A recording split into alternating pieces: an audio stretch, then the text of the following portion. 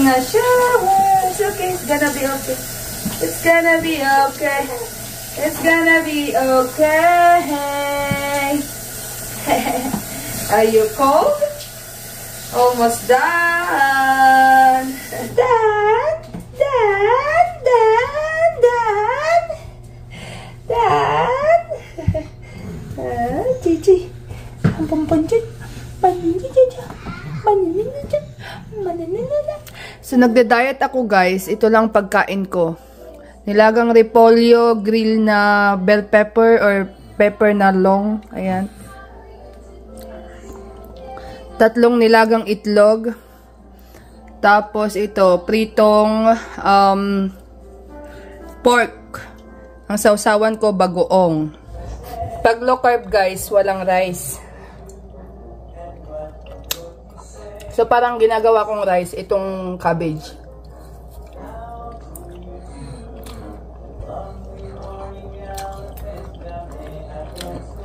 Halimbawa to, no? Manguha ako ng cabbage. Ididip ko siya sa bagoong.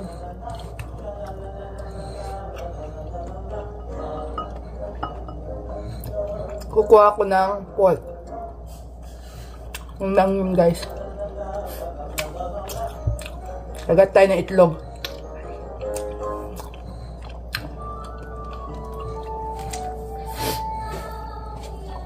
Postpartum kasi, guys, siyempre tumaba ako.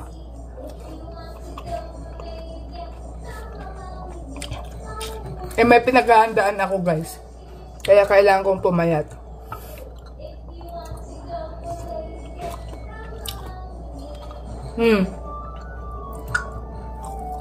Pagkain ko. Sarap naman, ah.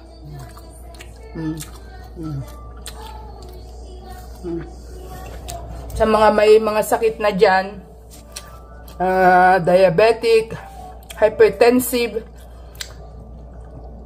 mataas ang uric acid. Yan. Pwede tayo mag low carb, guys. Masasanay ka din walang rice. Mahirap nga lang sa simula, guys. Ako kasi, nag-try na akong mag-keto diet noon.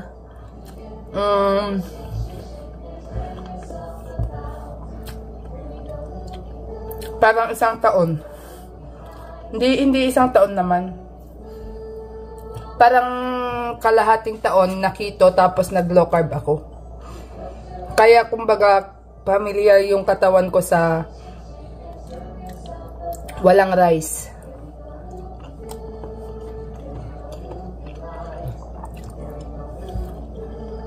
Tapos kaya kong mag-1 meal a day. Huwag mo namang biglain, guys. For example, hindi mo kaya ang 1 meal a day. Pwede namang 3 times a day. Pero hindi mataas yung carb content ng kinakain mo. Mostly dapat mga protein dense. Meat, itlog, ganyan.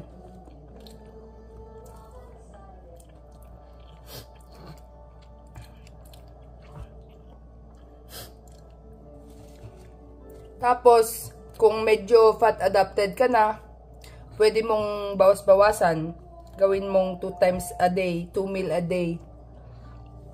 Hanggang sa maging 1 meal a day na lang.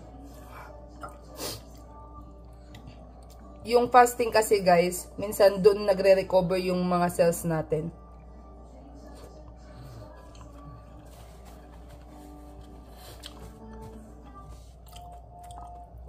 Ito, guys, kinakain ko. Mukha lang siyang madami, pero hindi siya mataas sa carbs.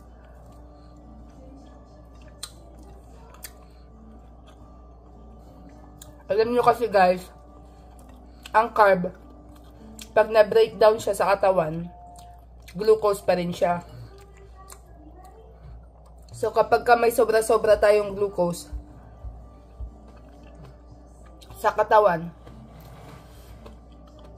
mag-spike yung insulin natin.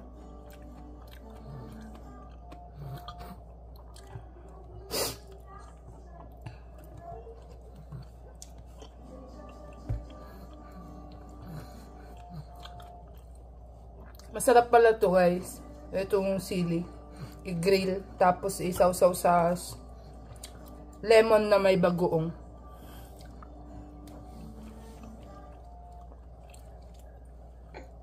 Mukhang pwede na rin akong magmukbang. Content. Low carb nga lang. Para sa mga mahilig sa high carb, hindi ito enticing.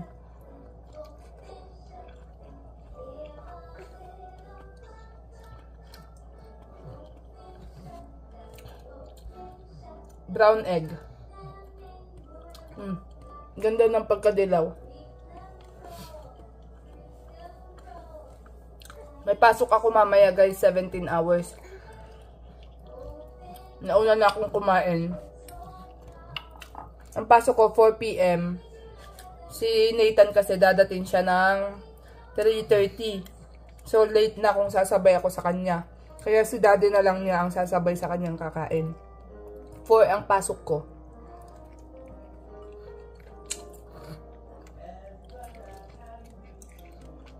Ang start ng timbang ko bago ako mag low carb diet is 147.5 pounds.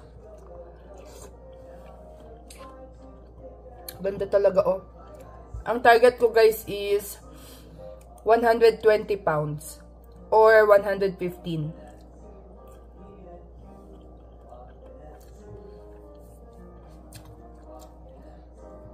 So, kailangan mag-lose ako ng mga 30 pounds.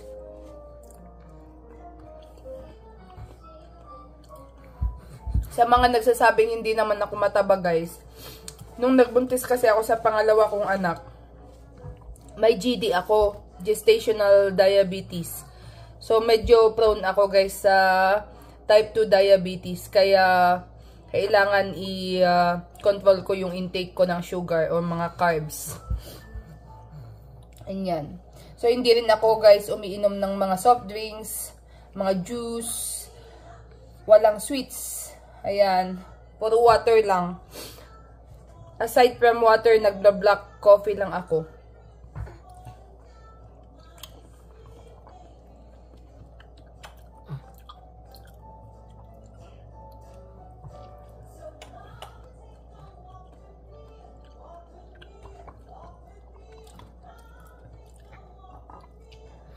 Ito guys, yung ginagawa ko dito sa meat. Halimbawa, bibili ako ng isang pack na pang steak. Sa isang pack na yon may 4 na perasong ganito. Ang gagawin ko, ipiprito ko na siya lahat. Tapos pag naprito ko, i-divide ko siya into 4. Tapos lalagay ko siya sa ziplock, lalagay ko sa freezer. Para kapag kakain ako, ipapainit ko na lang.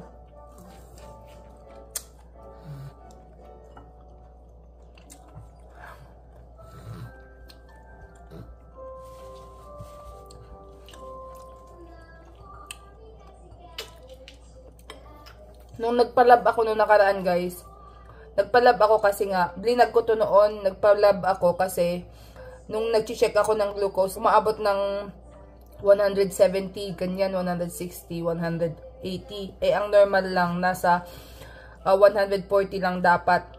Pinakamataas na yon pag 1 hour after meal.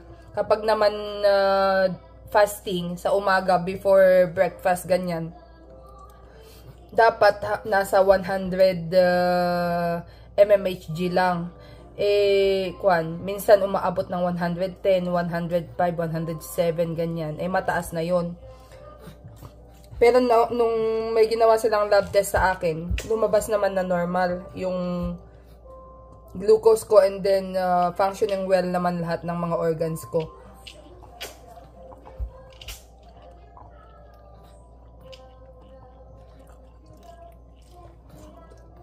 Kaso syempre, dahil meron akong history ng gestational diabetes, kailangan control din sa mga sweets, sa mga carbs, kanyan.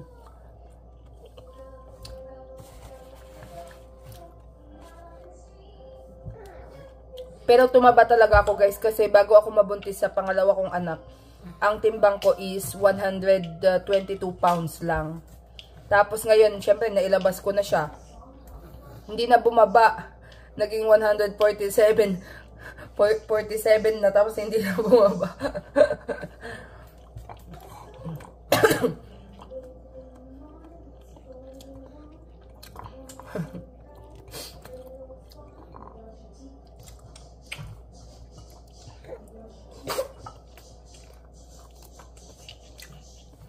Ganito talaga ang mga Pinoy, guys. Kamay yung ginagamit minsan. Mas masarap pang kumain ng nakakamay eh.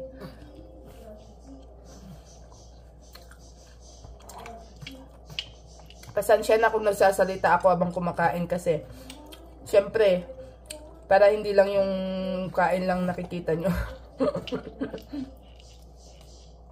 Parang mga mukbangers din. Char. Nagsasalita habang kumakain. Yung iba.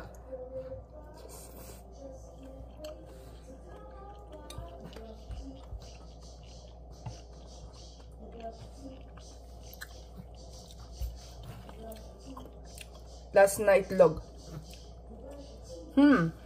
Tapos marami pa akong meat. Uubusin ko to, guys. Pag hindi ko inubos itong meat, protein, gugutumin ako. Kapag gulay lang, magugutom ka talaga. So, instead na carbs ang gagamitin ng katawan mo as source of energy, ang gagamitin niya, protein. Pero kapag ka nasa fasting ka, wala kang intake, ganyan. Ang gagamitin ng katawan mo kapag ka fat adapted ka na is yung mga store fats mo sa katawan. Yun ang gagamitin niyang source of energy.